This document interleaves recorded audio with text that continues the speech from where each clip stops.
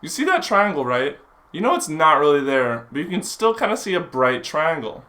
I'll explain why that happens.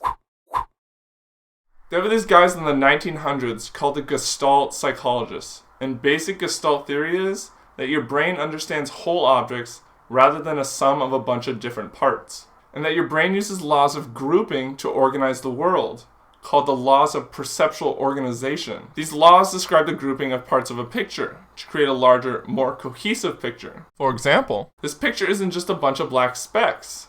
It's a Dalmatian. Here are 6 of the laws that the Gestalts came up with to describe perceptual grouping. The law of proximity. When you see a bunch of things, the ones closer to each other should be grouped together. The law of closure. When parts are missing from an object, we fill in the gaps and group all the pieces together as one whole object. The law of similarity. When you see a bunch of things with similar characteristics should be grouped together. The law of common fate. We group together objects that are moving in the same direction and speed. The law of good continuation.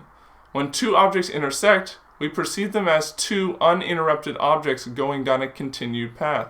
We are less likely to group things with sharp angle changes. The law of past experience. We categorize objects if they have been grouped together in our past before. Because we know B comes after A and before C, but 13 comes after 12 and before 14. The Gestalt psychologists came up with laws of perceptual organization, but they aren't really laws, they're heuristics, because they don't work all the time, like with illusions. Heuristics are the best guess solution for a problem. They're quick, they're easy, they reflect the environment, and they work most of the time, and that's why your brain uses them. The Kinesi's triangle is a good example of perceptual organization and illusory contours. Illusory contours are the perception of an edge, like on this triangle. There are 2 Gestalt laws that are involved in making this illusion of a triangle: the law of closure and the law of past experience. It's the law of closure because you assume the lines of the cutout sections of the circles are connected. And it's the law of past experience because we've all seen a triangle, and we've seen a triangle on top of things.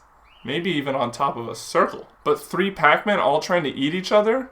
I think we have a little less experience. We know it's an illusion, but the triangle seems brighter somehow.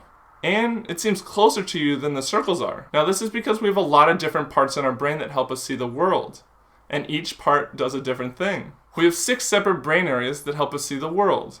The secondary visual cortex, or V2, is why we see this triangle illusion. Your primary visual cortex, or your V1, is the part of your brain that takes all the information from your eyes and makes it into one nice picture. Your V2 is the part of your brain that sees that brighter triangle. Its main job is object recognition memory, and to see shapes' characteristics.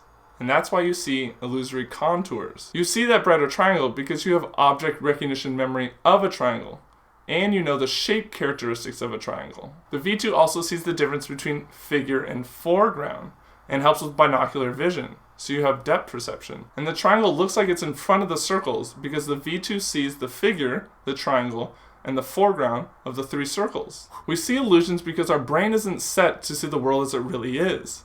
It's set to see things that'll best keep us alive, which are things that will most likely happen, like a heuristic. The most likely situation is it's just a triangle on top of 3 circles, and not 3 perfectly aligned Pac-Men. But that is actually what it is, and that's why it's an illusion.